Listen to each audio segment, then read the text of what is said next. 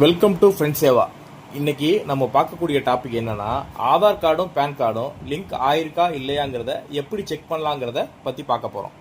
Pan கார்டையும் Aadhaar கார்டையும் link பண்ணுறதுக்கு தொடர்ந்து பலமுறையாக காலக்கெடு கொடுத்து வர நிலையில் வருகிற 31 டிசம்பர் 2025 பேன் எண்ணை ஆதாரோட இணைக்கலைன்னா அது ஜனவரி 2026 டீஆக்டிவேட் ஆகிடுன்னு அனௌன்ஸ் பண்ணியிருக்காங்க.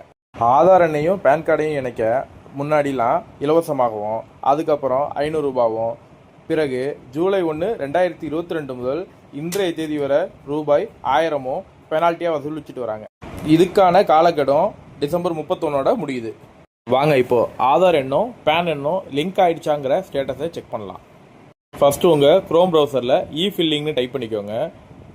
ஃபர்ஸ்ட் ஒரு லிங்கை கிளிக் பண்ணிக்கோங்க. இப்போ இப்படி தான் ஒரு பேஜ் ஒன்று கிரியேட் ஆகும். இதில் லிங்க் ஆதார் ஸ்டேட்டஸுங்கிறத கிளிக் பண்ணிக்கோங்க. இப்போ உங்களோட ஆதார் எண்ணையும் பேன் எண்ணையும் இதில் என்ட்ரி பண்ணிவிட்டு லிங்க் ஸ்டேட்டஸுங்கிறத கிளிக் பண்ணிக்கோங்க.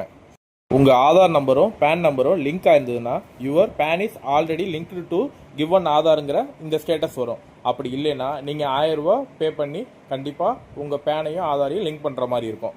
ஆதாரையும் பேனையும் 1000 ரூபாய் பே பண்ணி லிங்க் பண்ணுற வீடியோ உங்களுக்கு தேவைன்னா கமெண்ட் செக்ஷனில் வீடியோன்னு டைப் பண்ணி அனுப்புங்க.